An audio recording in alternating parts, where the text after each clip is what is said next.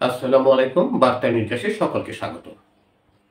যুক্তরাষ্ট্রে নতুন রাজনৈতিক দল গঠন করার ঘোষণা দিলেন ইলন মাস্ক। যুক্তরাষ্ট্রে নতুন একটি রাজনৈতিক দল গঠন করার ঘোষণা দিয়েছেন টেসলা ও স্পেস এক্সের প্রধান ইলন মাস্ক। দলটির নাম দিয়েছেন আমেরিকা পার্টি। শনিবার সামাজিক যোগাযোগ মাধ্যম এক্সে দেওয়া এক পোস্টে তিনি এই ঘোষণা দেন। মাস্কের এই ঘোষণার পর মার্কিন প্রেসিডেন্ট ডোনাল্ড ট্রাম্প বা হোয়াইট হাউসের পক্ষ থেকে তাৎক্ষণিকভাবে কোনো প্রতিক্রিয়া আসেনি। ট্রাম্প প্রশাসনের সাবেক ঘনিষ্ঠ সহযোগী মাস্ক বলেন, আপনার স্বাধীনতা ফিরিয়ে দিতে আজ আমেরিকা পার্টির জন্ম হলো। এর আগে যুক্তরাষ্ট্রে নতুন রাজনৈতিক দল দরকার কিনা এমন একটি জরিপ চালান মাস্ক। এক্সে চালানো ওই জরিপে দেখা যায় প্রায় 2/3 লোক নতুন দল চেয়েছেন।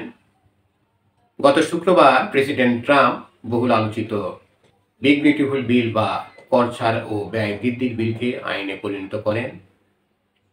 এই বিলের কড়া সমালোচনা করেছেন মাস্ক। তিনি বলেছেন বিলটি যুক্তরাষ্ট্রকে দেউলিয়া করে দেবে। ইলন মাস্ক এর আগে ট্রাম্পের নির্বাচনী প্রচারে বড় অঙ্কের অর্থ দিয়েছিলেন।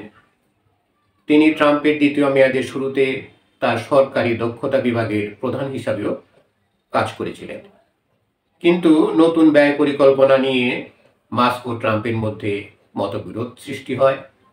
মাস্কের নতুন রাজনৈতিক দল গঠনের মধ্যে দিয়ে এ বিরোধ আরও তীব্র হলো।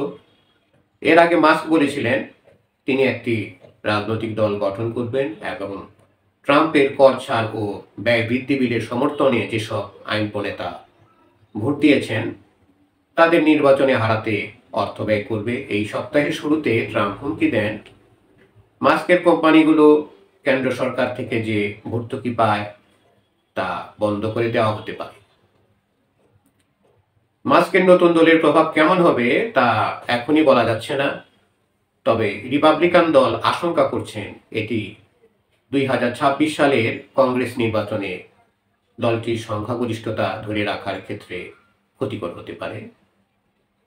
ধন্যবাদ সকলকে আমাদের সাথে থাকার জন্য। যারা এখনো আমাদের চ্যানেলটি সাবস্ক্রাইব করেননি অনুগ্রহ করে সাবস্ক্রাইব করে নেবেন এবং আমাদের সাথেই থাকবেন।